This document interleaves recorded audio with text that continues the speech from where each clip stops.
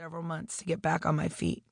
Of course, I was unable to afford health insurance or any of those other things that were required in order to play football, so I had to get a little creative in order to be able to still play.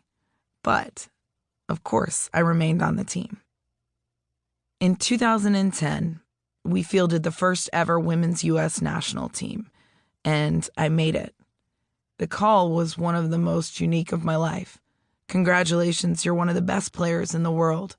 Now here's what you're going to have to do. You'll have to take a month off work and cut us a check for about $3,000 to represent your country. In 2013, yet again, I made the USA national team. Yet again, Team USA won gold, and I also published my dissertation and earned my doctorate. In 2014, I made history as the first female to play running back in men's professional indoor football with the Texas Revolution. In 2015, I stayed with the Texas Revolution, but this time I wasn't a running back.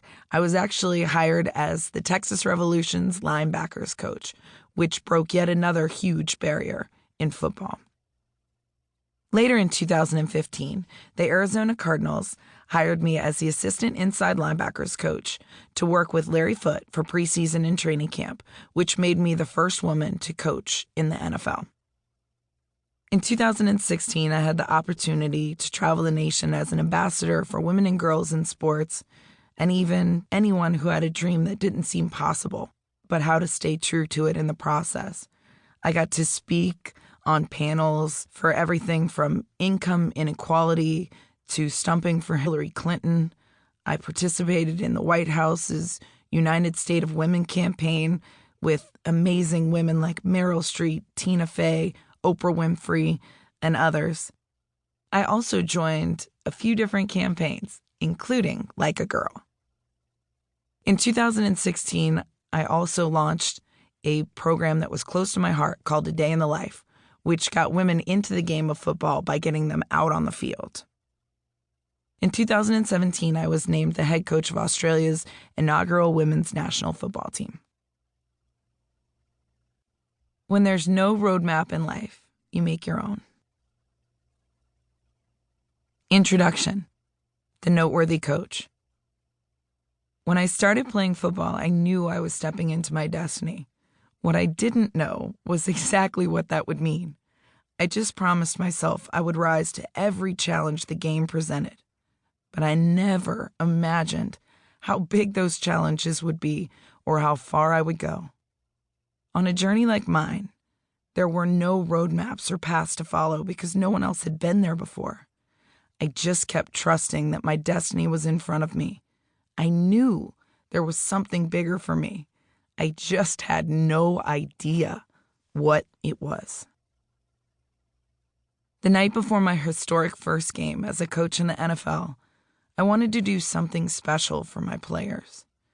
I'd been hired by the Arizona Cardinals head coach Bruce Arians as an assistant coach to work with the team's inside linebackers during training camp in the preseason. It was an enormous opportunity, momentous. I was breaking the glass sideline, the first female coach. The NFL no longer stood for the No Female League.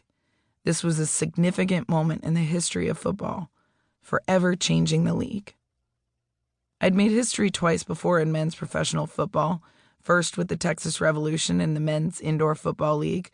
I was the first woman to step onto the field to play running back against men. Then, the following season, the team hired me to coach, another first.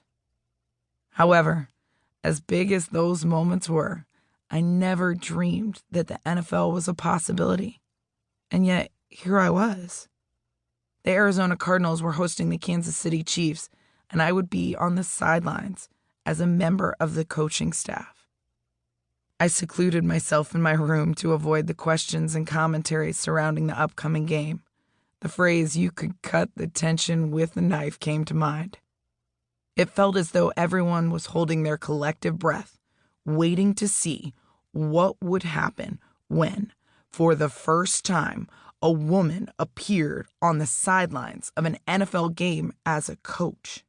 Would the institution of football collapse? Would players forget how to play? Would the game be irreparably harmed?